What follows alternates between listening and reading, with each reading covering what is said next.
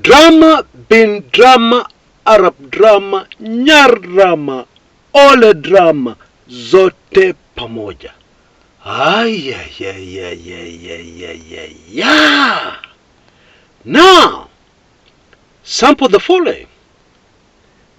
This is what has happened to a man called Fred Matiangi, former Super CS Cabinet Secretary in the Uhuru administration, very powerful man. This is what has happened to him so far. And patience please, because I'm going somewhere with this. His lawyers come out and tell us that there was an attempt to raid, to penetrate the residence of Fred Matiangi and Karen. The government hits back very hard and tells the media they were circulating a fake story. There is nothing like that. Nobody raided Fred Matiangi's home. And the government allocates valuable resources into investigating the people who are spreading this allegedly fake story about a raid. I mean, the Ruto government comes out guns blazing about this issue.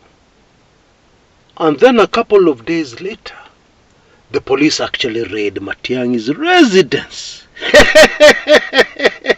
What? And then Matiangi goes to court, seeking a court order to stop his arrest. What he believes is his looming arrest. How does the government respond? What is Matiangi panicking about? Nobody's after him, etc., etc. And then a few days later, Matiangi is summoned to the DCI to record a statement. His lawyers resist. The DCI persists. Matiangi is nowhere to be seen. He does not turn up when the summons is issued. Now the latest information from the Immigration Department reveals that Dr. Fred Matiangi left the country on Sunday 19th February on a KLM flight, destination unknown, or rather destination not revealed. Yeah. A week before the summons was issued by the DCI. Now the big question here is, has Matiangi gone into exile? And if not, maybe we expect the following scenario. The government will come out and say, Dr. Fred Matiangi, wherever you are, please return to the country. We are not after you. We just want to ask you a few questions. We just want some information. Hatuna ubaya. Now, if you are Fred Matiangi, and the government talks to you like that, and you're outside the country, the same government which said they never raided your house, then they raided it. The same government which told us they were not after you, then they started summoning you. Would you believe them? Would you come back to the country?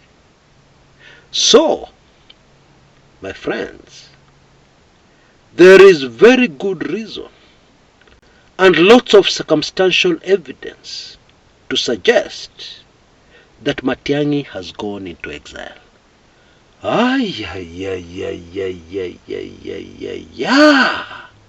Now there's a super fascinating story here. You see, when Fred Matiangi was appointed CS Interior, immediately after the death of former CS Interior, Joseph Nkaiseri, who was also a former military officer, Matiangi was green in matters security.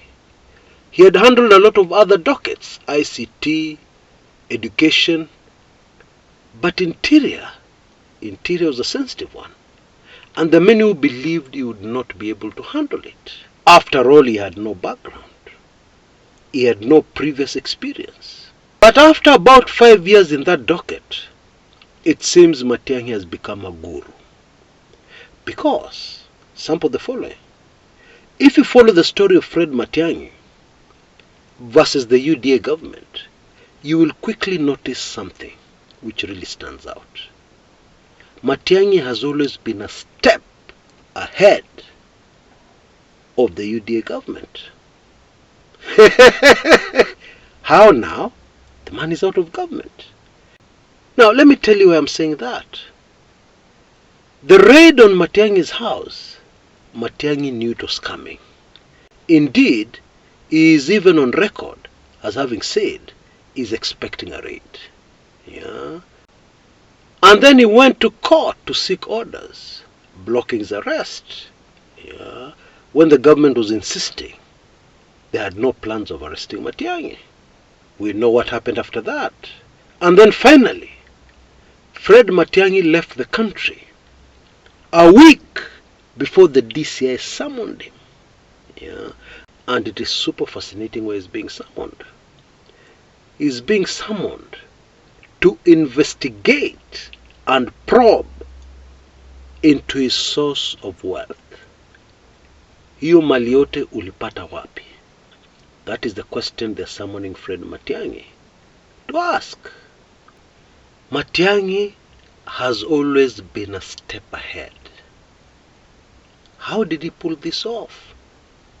Okay, when you have experience handling interior in the country called Kenya or in any other country, you start to grasp how the security apparatus in Kenya really works.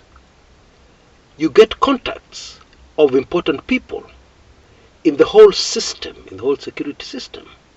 You get people who support you in the whole system.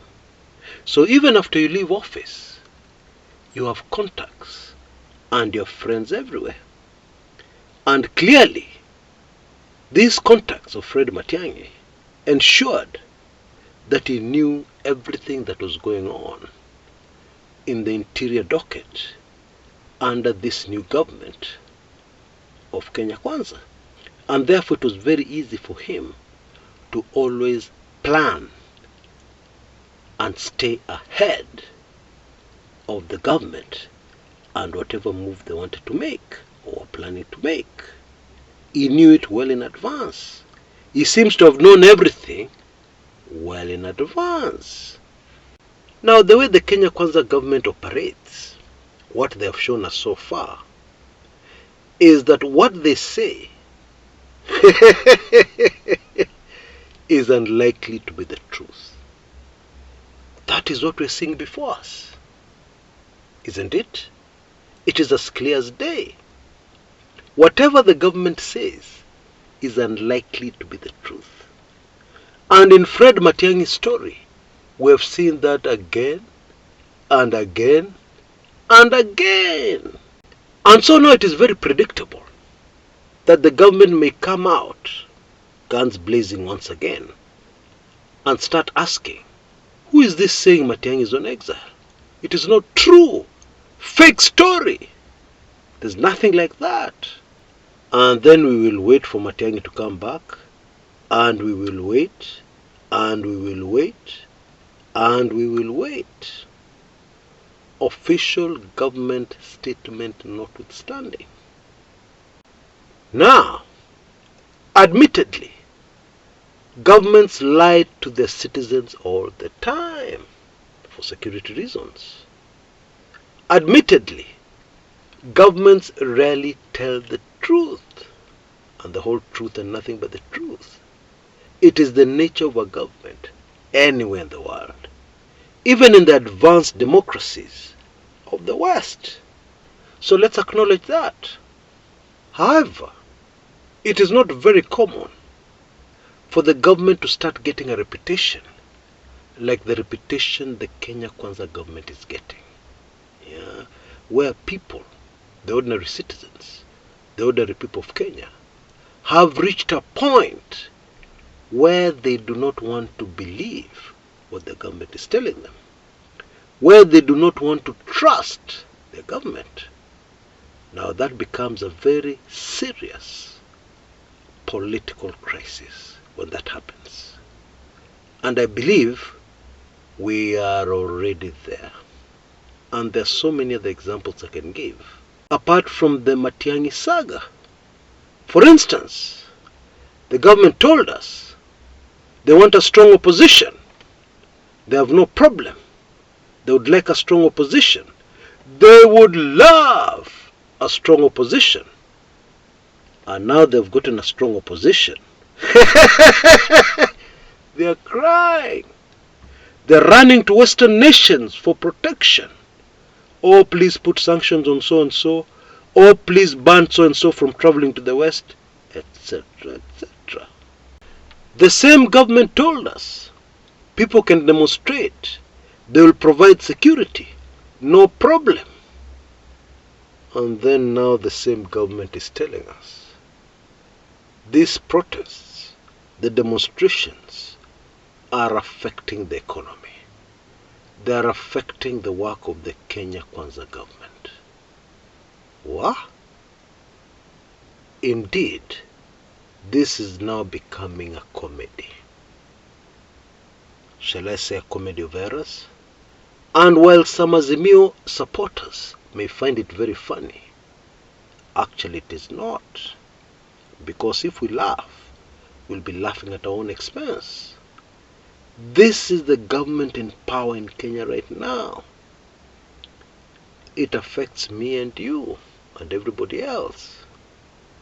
And so when in this situation, we will all suffer. We will all suffer the dire consequences of a government you cannot believe. Until next time, this is Chris Kumekucha.